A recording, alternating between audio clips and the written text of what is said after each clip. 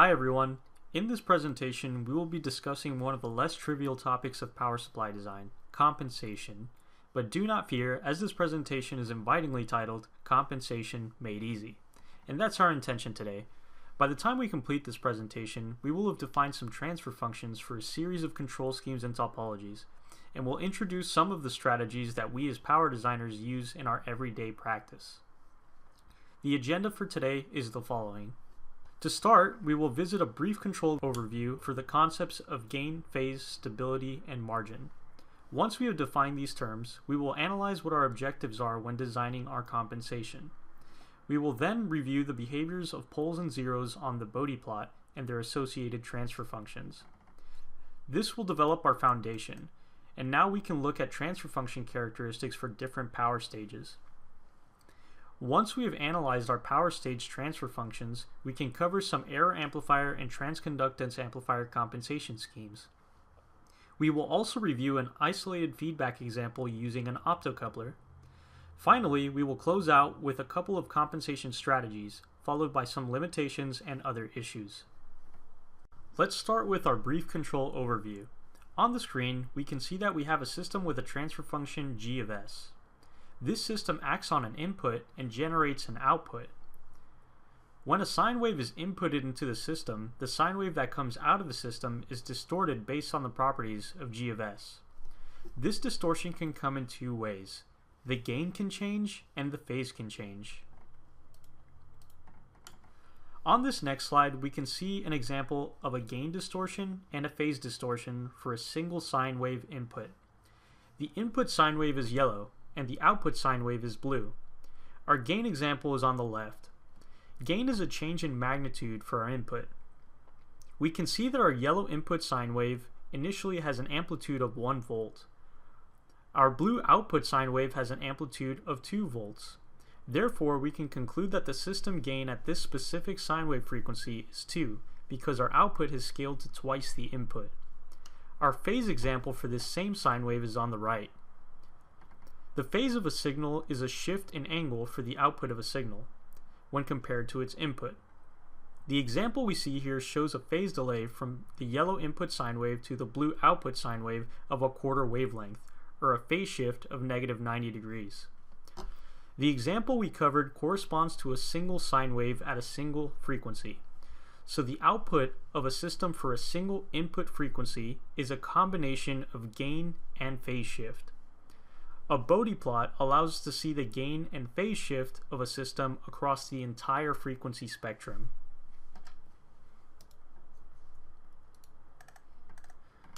Now that we've talked about gain and phase, let's talk about margin. In general terms, margin is defined as the extra amount of something you can use if needed. Gain and phase margin is extra gain and phase that protects us from instability. Generally speaking, the less margin we have, the closer to instability we get. So what exactly makes a system unstable? Our system is unstable when our system transfer function goes to infinity. From our original example, we had an open loop system g of s. In order to measure the loop response, we will close the loop. Since we close the loop, we can get an equivalent transfer function which is shown on the right side. So what value of g of s would make this transfer function go to infinity? The answer is -1. If g of s is -1, our denominator will be equal to 0, and our equation will go to infinity. So if g of s is -1, our system will be unbounded and unstable. So we want to avoid this g of s equaling -1. The magnitude or absolute value of -1 is 1. Which on the log scale is equal to 0 decibels, and its phase is -180 degrees.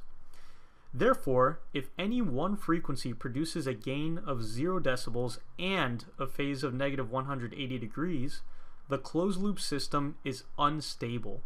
So we have to distance ourselves from the -180 degrees point by introducing margin from this 180 degrees or -180 degrees point.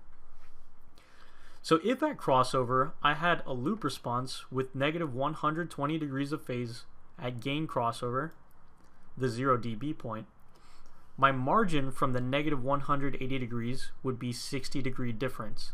This means that I have 60 degrees of phase margin. Each topology and its control scheme has a g of s associated with it, and we need to compensate our loops to achieve an appropriate amount of margin in the system, which will help us stay away from instability. So how does this fit into power supplies? The primary component in a switching power supply is the switch. This switch is turned on and off by a controller that senses the output voltage, and in some cases inductor current, then feeds an error signal to a modulator which turns the switches on and off with a PWM signal. We do this to maintain or regulate a steady output voltage through variations in load current. Since this is a closed loop system, we have a gain and phase characteristic from our transfer function. The bandwidth of the control loop is defined as the frequency at which our gain crosses 0 dB on our Bode plot. This bandwidth determines how quickly our system responds or gets back to our program output voltage when there's a sudden change in load current. On the next slide, we can see we have two examples of a poor transient response on the left and a good transient response on the right. Let's take a look at the left first. When there's a sudden shift in load current, also known as a load step, our output voltage response oscillates before it returns to steady state. This shows that our system is underdamped. On the right, we can see with the event of a load step, our system returns to steady state with no oscillation.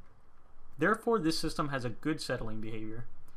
Our objective is to optimize how quickly our system responds due to the bandwidth, aka crossover frequency, while adjusting the compensation for the best settling behavior.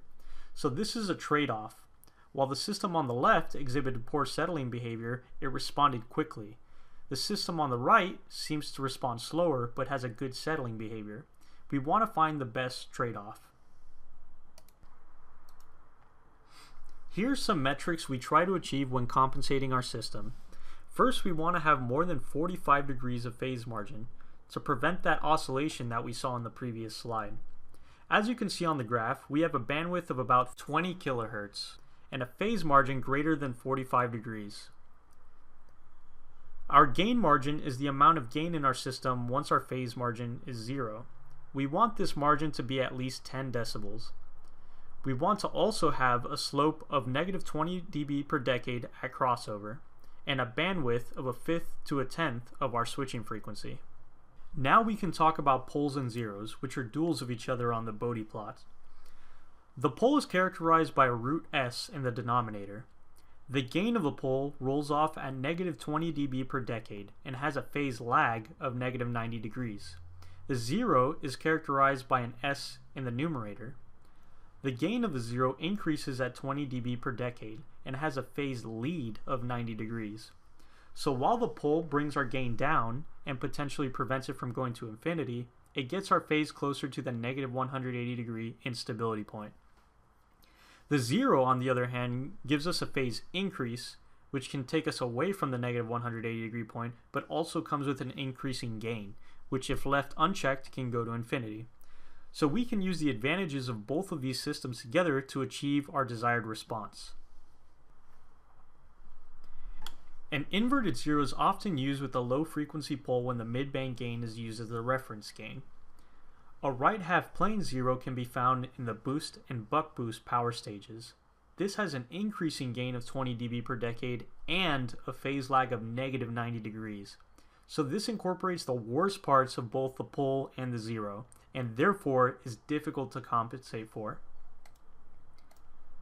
The complex conjugate pole is represented by a second order denominator, which means there's a double pole at the same frequency. The complex conjugate is characteristic of an LC filter used in power converters. This is typical of the output filter for voltage mode control.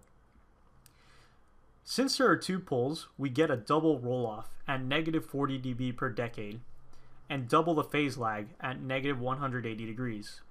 Increasing the quality factor of Q causes peaking at the magnitude and a steeper slope for the phase. Since capacitors in practice have an equivalent series resistance, this introduces an ESR0, which causes the magnitude to roll off at 20 dB per decade after the break frequency. and reduces the phase lag to 90 degrees. The control methods covered in this presentation are voltage mode control, which is sensing the voltage to control the system, and current mode control, which is sensing the current through the inductor to control the system. Unless otherwise noted, equations and graphs will be assuming a fixed switching frequency and will assume continuous conduction mode, which means that the current through our inductor will be greater than 0 during the switching period.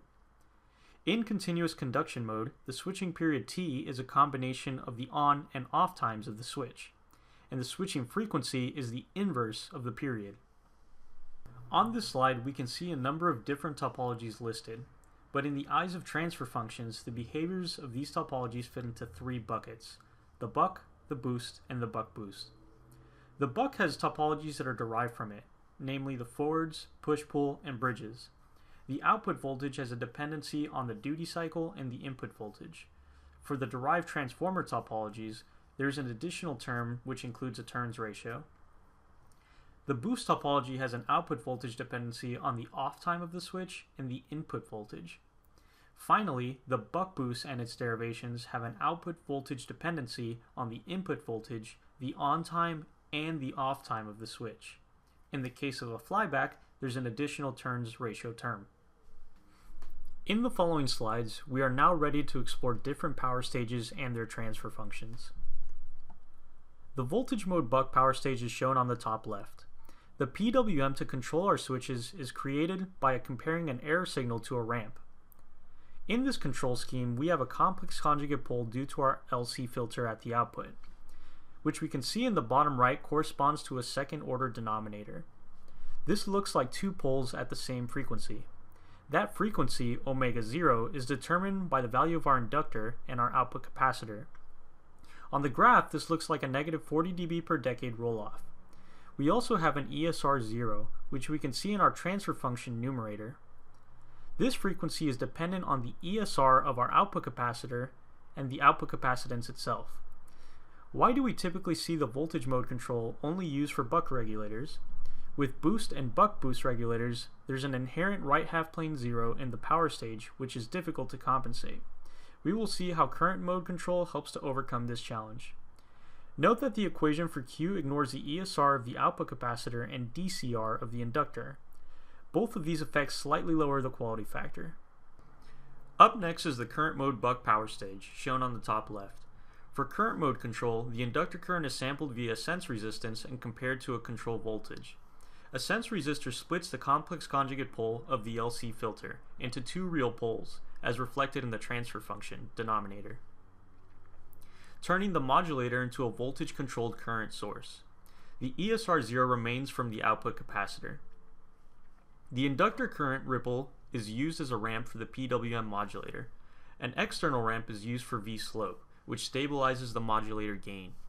For a peak current mode buck, the optimal value of V-slope is equal to Vout times Ri times T divided by L, where Ri is the current sense gain times the sense resistor.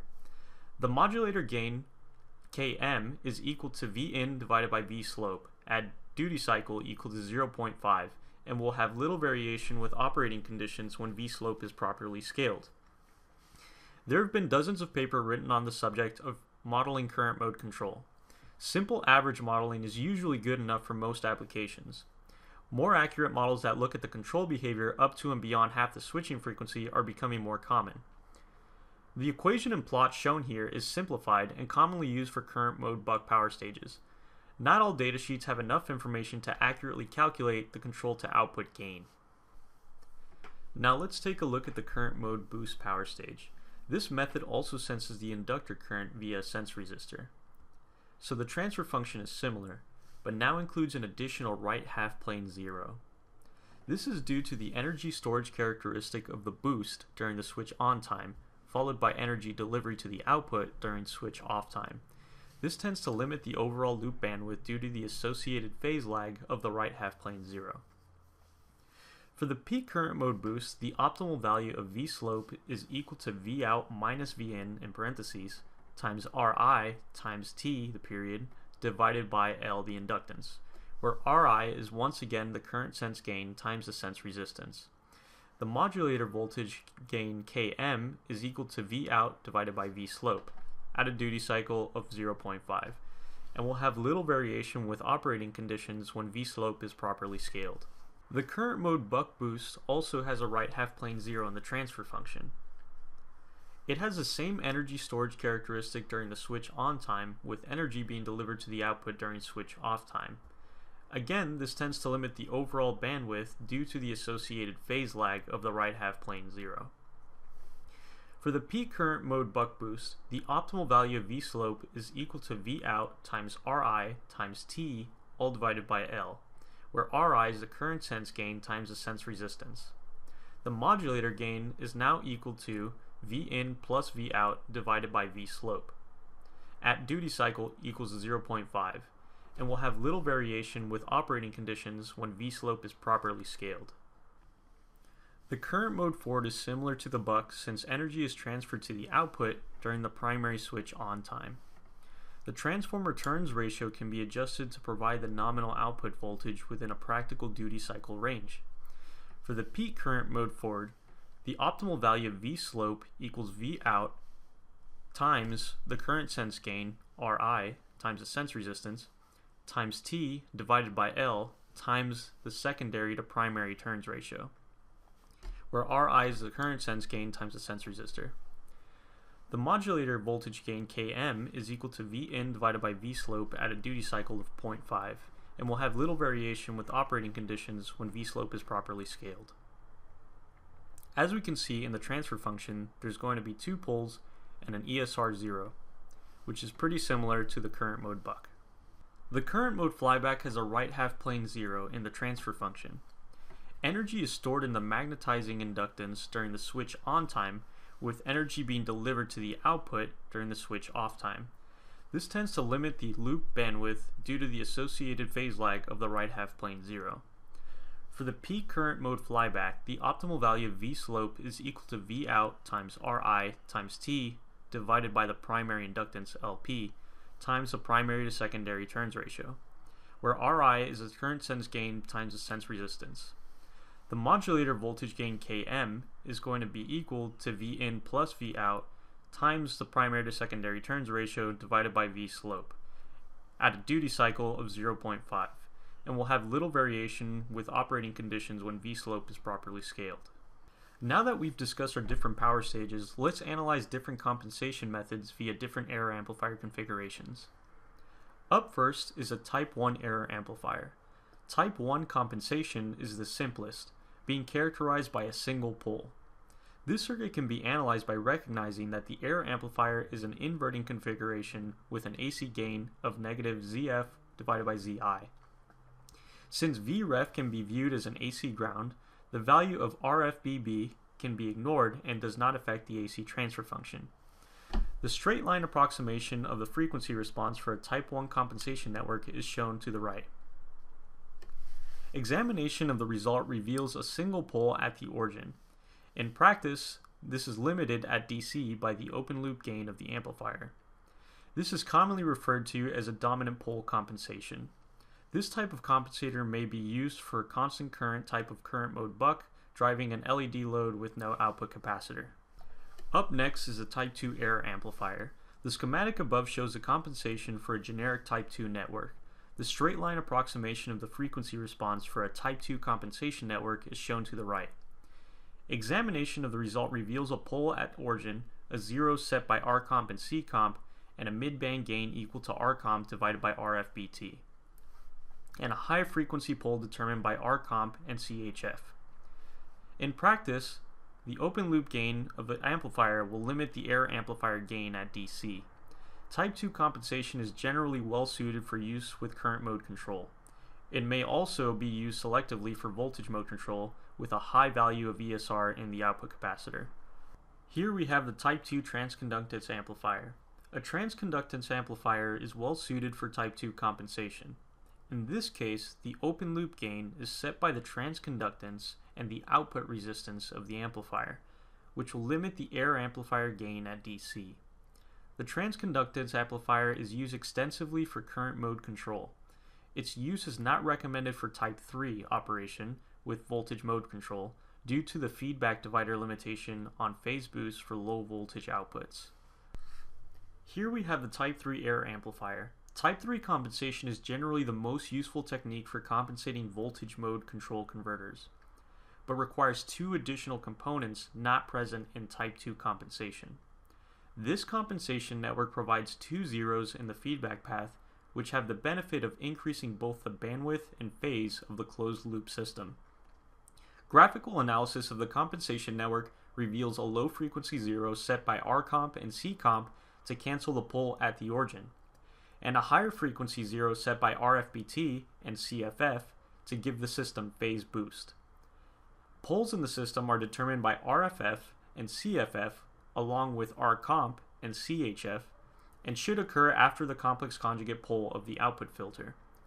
Type 3 compensation is useful in power supplies where the output capacitor ESR is very low and the power supply needs extra phase margin. Some isolated applications require tighter regulation and output sensing. This is made possible by using an optocoupler. The optocoupler transmits feedback information across the isolation barrier to a controller on the primary side. Here we have an example of isolated feedback with an optocoupler. Type 2 compensation is shown here using an optocoupler and TL431 shunt regulator. The TL431 acts as our error amplifier. The midband gain through the optocoupler is set by the current transfer ratio and resistors. Bias currents and diode forward voltage can limit the dynamic range. The reference voltage of a standard TL431 is 2.5 volts, which can work for 5 volt outputs and above. For lower output voltages, the TLV431 has a 1.24 volt reference. CP shown here includes the parasitic capacitance of the optocoupler's output transistor. The associated phase shift can go to negative 180 degrees, making compensation at higher frequency challenging. In the following 6 slides, we will review compensation strategies for the voltage mode buck and a current mode flyback. The appendix of the presentation goes over a series of other strategies for different power stages, but will not be reviewed in this video, so please visit the full PDF version of the presentation. Here is a complete voltage mode buck regulator model, showing the modulator, the output filter, and error amplifier. D represents the on-time duty cycle, while D prime equals 1 minus D and is the off-time duty cycle. A standard voltage type operational amplifier is used for Type 3 compensation. Compensation guidelines for the voltage mode buck with Type 3 compensation are outlined here. This is an approximate method. A large value for RFBT, which is the top feedback resistor, should be chosen. Typical values for RFBT are between 2 kiloohms and 200 kiloohms. Since the feedback resistors are connected in series from the output to ground, the values of the resistors will directly impact power dissipation. The midband gain AVM is one of the design parameters, and the designer has the freedom to change this parameter, and that will change the performance of the system. The value of midband gain AVM that gives the desired performance will vary with modulator gain. For voltage mode control, the bandwidth of the system is typically set at 10% of the switching frequency. The complex conjugate pole of the output filter should be cancelled by the two zeros omega ZEA and omega FZ. The pole frequency omega FP should be set to cancel the output filter zero caused by the output capacitor ESR. The high frequency pole omega HF should be set to half the switching frequency. For higher bandwidth, omega HF may be set to the switching frequency itself. Once the midband gain AVM is selected and the pole zero location is calculated, the values for the compensation components can be solved using the equations above. It is recommended that the system crossover frequency and phase margin be verified on the bench to ensure the desired performance. Here we have the results of our compensation strategy. Here the idealized straight line plots of the power stage and the error amplifier. The overall control loop is the product of the power stage transfer function and the error amplifier transfer function. On the Bode plots, the overall loop gain is the sum in decibels of the power stage gain and the error amplifier gain. By adjusting the mid-band gain of the air amplifier, the target loop bandwidth is met, with greater than 45 degrees of phase margin. Up next is an isolated topology compensation scheme, using the optocoupler and TL431. Here's the complete current mode flyback regulator model, showing the modulator, output filter, and air amplifier. D represents the on-time duty cycle, while D prime is equal to 1 minus D and is the off-time duty cycle. A TL431 shunt regulator and optocoupler are used for Type 2 compensation. Compensation guidelines for the current mode flyback with Type 2 compensation are outlined here. A large value for RFBT, or our top feedback resistor, should be chosen. Typical values for RFBT are between 2 kiloohms and 200 kiloohms. At frequencies after the output filter pole, the power stage gain is set by the modulator transconductance and the output filter capacitor. The overall loop bandwidth is typically limited to a fourth of the right half plane zero frequency. The mid-band gain, AVM, is adjusted to achieve the target loop bandwidth. Selection of RD and RP for DC bias considerations may limit the mid-band gain. In this case, our output capacitor may need to be increased to meet the desired crossover frequency. To give the maximum amount of phase boost, the air amplifier 0 omega ZEA should be placed a decade below the target crossover frequency. The high frequency pole omega HF should cancel the lower of the right half plane 0 or ESR 0 frequency. For some sets of operating conditions and parameter values, additional phase margin may be required. In this case, the crossover frequency may be limited to a fifth or a sixth of the right half plane 0 frequency. This slide shows the results of our current mode flyback compensation strategy. Here are the idealized straight line plots of the power stage and air amplifier. The overall control loop is the product of the power stage transfer function and the air amplifier transfer function. On the Bode plots, the overall loop gain is the sum in decibels of the power stage gain and the air amplifier gain. By adjusting the mid-band gain of the air amplifier, the target loop bandwidth is met. Transient response is directly related to the bandwidth of the control loop. With no ESR, slew rate, or duty cycle limiting, the initial response time is seen as a quarter of the effective control loop period. This is the equivalent first quarter of a sinusoidal response at the unity gain frequency. The peak voltage will vary based on the load step, output capacitance, crossover frequency, and damping, but is easily predicted with a surprising degree of accuracy. It is important to verify the performance over all operating conditions. Duty cycle limiting can cause a significant droop when the control loop is operated outside of its linear range. The references include an APEC paper on this topic. The next two slides will show an example of a switching regulator with poor compensation and how we can fix it. When we look at our loop transient response, we can see some oscillation in the output voltage when the load step is applied.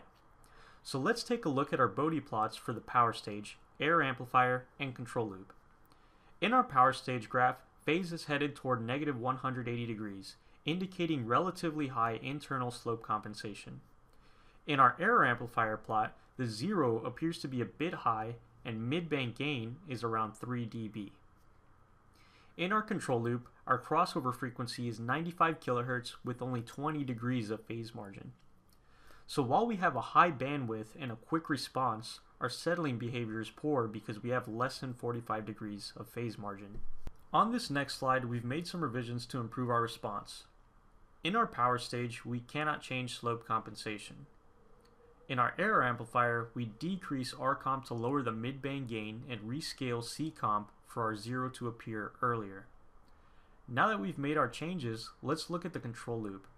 We can see that our crossover frequency is now 30 kHz with 67 degrees of phase margin. We can see in our transient response that when a load is stepped, the output droops but returns to our program output voltage without oscillation. There are some practical limitations to our design process from the parts we choose. First is air amplifier bandwidth. A limited bandwidth for our air amp can limit the maximum loop crossover frequency. A wider bandwidth op-amp is needed for the voltage mode scheme due to type 3 compensation. Optocoupler bandwidth is another limitation. Resistance seen by the output transistor forms a pole in the kilohertz range. This is more of an issue for Ford topologies with higher crossover frequencies. Switching frequency is another limitation because it limits our response time. The maximum crossover frequency is a fraction of a switching frequency, and the rule of thumb we use is 1/5 to 1/10 of the switching frequency should be our bandwidth. For the majority of this presentation, we've been discussing continuous conduction mode, which means the current in the inductor stays above 0. Discontinuous conduction mode occurs when the inductor current dwells at 0 before the end of the switching cycle. This changes the equations for duty cycle, which now include other factors like output current, inductance, and switching frequency, as seen by the equations on the right. This ultimately causes a reduction in the bandwidth. Generally speaking, if the control loop is stable in continuous conduction mode, it will also be stable in discontinuous conduction mode. Here's some filter considerations we make when designing our systems. First, let's look at input filter stability. When we analyze converter input impedance and output impedance, we can see that switching regulators exhibit a negative input impedance, which is lowest at the minimum input voltage. An underdamped LC filter exhibits a high output impedance at resonance. So when relating the output to input impedance for stability, the filter output impedance must be much less than the converter input impedance. Now let's look at the second stage filter, which we may introduce into the system to improve the output behavior. For our output filter capacitors, make Cout1 smaller than Cout2. Cout1 is typically ceramic. For our filter inductors, make L2 smaller than L1. Make sure Isat is greater than Iout max. For filter resonance, make the second stage filter resonance 3 times larger than the crossover frequency. And finally, for damping, make the second stage filter damped to a quality factor of 1. This is a summary of our strategy for compensating different power stages.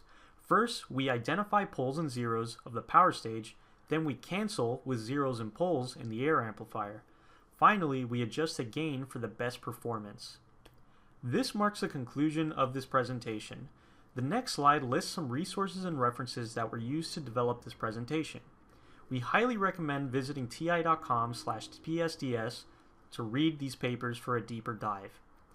The appendix of this presentation goes over a series of additional power stage compensation strategies, which could be found in the PDF version of this presentation.